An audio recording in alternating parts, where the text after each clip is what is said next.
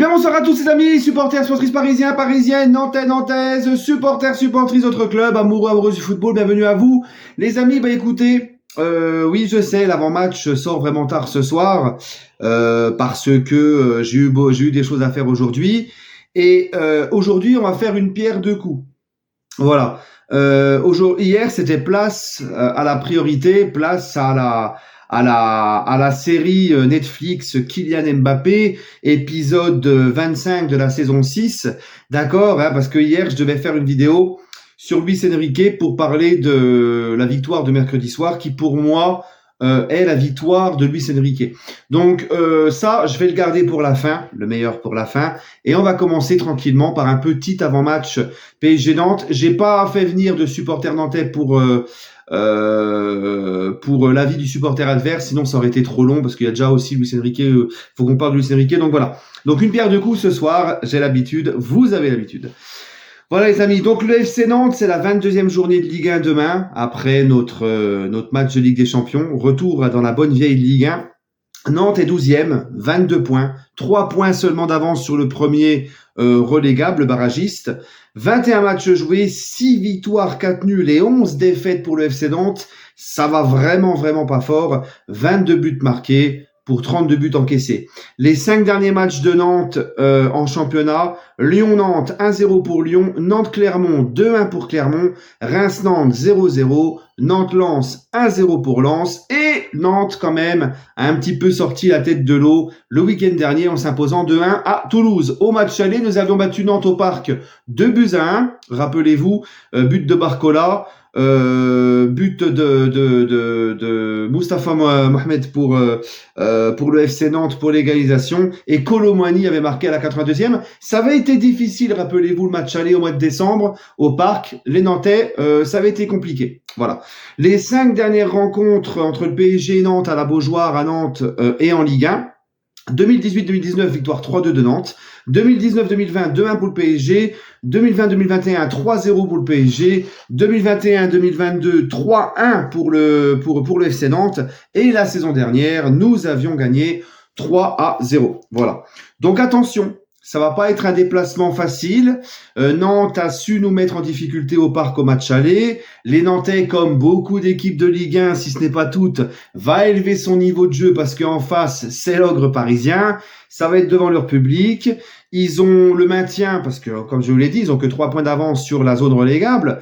Donc, ils ont le maintien à aller chercher. Attention, on a joué cette semaine, on a dépensé de l'énergie en Ligue des Champions. Nantes a eu toute la semaine pour se préparer.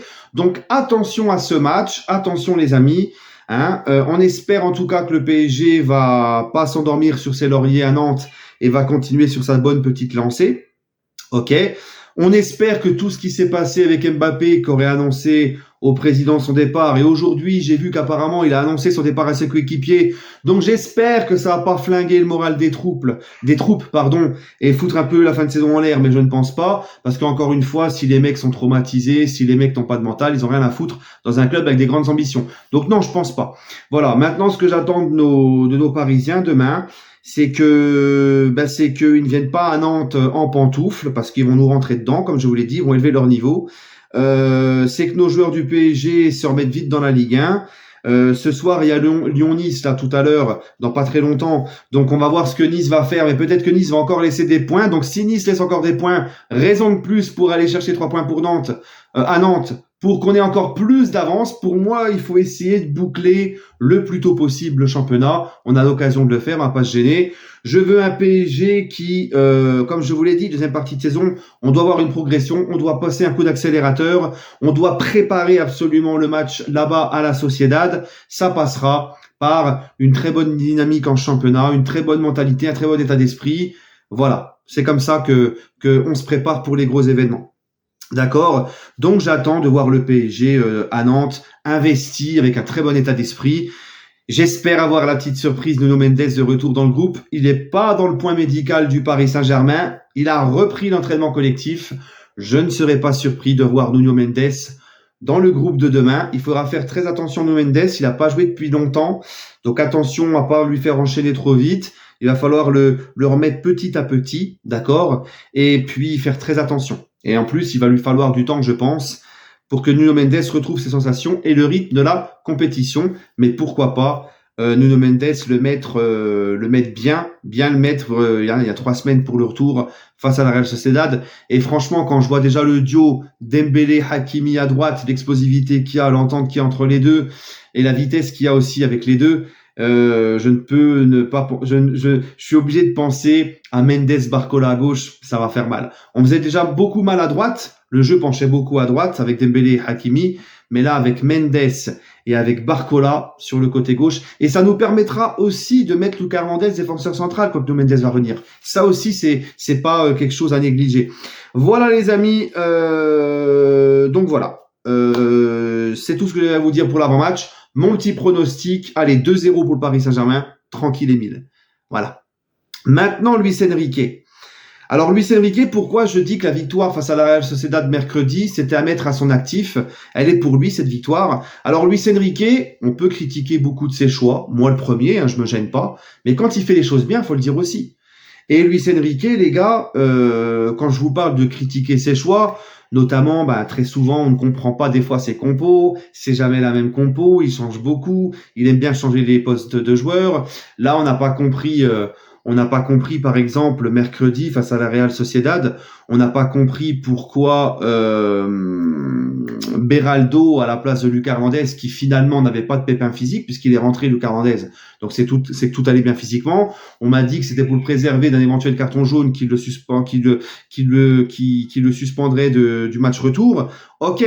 Mais pourquoi ne pas utiliser Mukiele à gauche, qui a quand même plus une valeur sûre que Beraldo? Mukiele qui n'a jamais été décevant quand il a joué, Mukiele qui a fait des très bons matchs cette saison en tant que latéral gauche, Mukiele qui a plus d'expérience que Beraldo, le pauvre Beraldo qui ne joue même pas à son poste, ce n'est pas son poste latéral gauche, Beraldo qui vient d'arriver, il est très jeune, il arrive dans un nouveau continent, un nouveau championnat, de nouveau coéquipier, tu le balances comme ça dans la gueule du loup en Ligue des Champions dans un poste qui n'est pas le sien, t'aurais pu mettre Mukiele à gauche qui aurait largement mieux dépanné pour moi. Voilà, donc il y a toujours des choix comme ça qu'on comprend pas de Luis Enrique, mais il faut admettre qu'à la mi-temps, j'avais oublié d'en parler de ça dans mon débrief. Des fois dans mon débrief, on me dit « Ah, t'as oublié de parler de ça, t'as oublié de parler de lui ».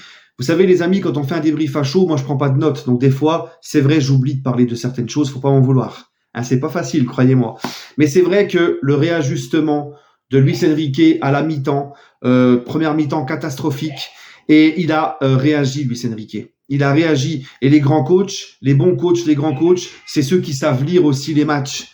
Voilà, il a rectifié en mettant Vitinha devant la défense, qui a été beaucoup mieux que Fabian Ruiz à ce poste-là. Ça nous a fait beaucoup de bien. Il a aussi, comme l'a dit Barcola, comme l'a dit Marquinhos, il est rentré dans les joueurs à la mi-temps pour les rebooster, pour leur redonner, pour les réveiller, parce que la première mi-temps était honteuse. Et on a vu le jour et la nuit avec la première et la deuxième mi-temps, comme quoi, t'as vu, quand tu mets les ingrédients, quand tu mets l'intensité, ça change tout. Et les réajustements tactiques de Luis Enrique. Donc pour moi, cette victoire, elle est vraiment pour Luis Enrique. Vraiment. Si on est vraiment sincère, cette victoire, elle est pour lui. Il a réajusté à la mi-temps ce qui n'allait pas. Combien de fois on s'est dit, comme face à Newcastle où on prenait le bouillon, il n'avait rien changé. Là, il a réajusté et en plus, il a reboosté les joueurs dans le vestiaire. Et je me rappelez-vous quand Tuchel, pour revenir sur Tuchel vite fait, parce qu'on va faire la petite comparaison, parce que cette comparaison a lieu d'être. Rappelez-vous quand Tuchel, le match retour contre Manchester United, après la défaite 3-1 au Parc et l'élimination du PSG, Tuchel nous avait dit, et ça m'avait marqué, Tuchel avait dit « J'ai senti une atmosphère bizarre dans le groupe, dans le vestiaire, j'ai senti des joueurs stressés et je n'ai rien pu faire pour remédier à ça. » Ça, c'était un aveu de faiblesse de la part de Tuchel. Et tu vois, Luis Enrique, lui, il a su remédier à la mi-temps, coup de boost, il a engueulé les joueurs, il leur a redonné des consignes et on a finalement fait une très belle deuxième mi-temps qui nous a donné la victoire. Donc tu vois, c'est ça aussi, d'avoir un grand coach d'expérience et qui connaît, qui a dirigé des gros vestiaires et qui a gagné la Ligue des Champions avec des gros joueurs. C'est ça aussi, c'est savoir remobiliser les troupes trouver les mots, avoir le bon discours. Et quand j'avais dit ça à l'époque pour Tuchel, on se foutait un peu de ma gueule. On me disait ouais il a qu'à leur faire lire Freud et puis voilà, tu sais, avec mépris, en mode non mais c'est pas important l'aspect psychologique et tout chez un coach. Non, c'est très important. Coach, ce n'est pas seulement préparer les joueurs physiquement et tactiquement, c'est aussi les préparer mentalement et savoir leur parler et les booster quand il faut les booster. Tout simplement. Et les mettre en confiance quand il faut les mettre en confiance, quand ils ont une manque de confiance, etc. C'est beaucoup psychologique aussi, coach. Hein. D'ailleurs, Mourinho, on parlait très souvent de ça. Donc voilà, donc c'est la preuve que Luis Enrique, pour moi, t'as vu, l'expérience qu'il a, c'est quand même important. Voilà, ça, c'est ça d'avoir un grand coach qui sait comment gagner et qui prône, qui a de l'expérience, tout simplement. Voilà, donc je voudrais quand même saluer ça parce que encore une fois, cette victoire face à la Real Sociedad, pour moi, il est en grande partie responsable, Luis Enrique. Voilà les amis, écoutez, donnez-moi votre avis en commentaire sur Luis Enrique pour la match face à la Real Sociedad.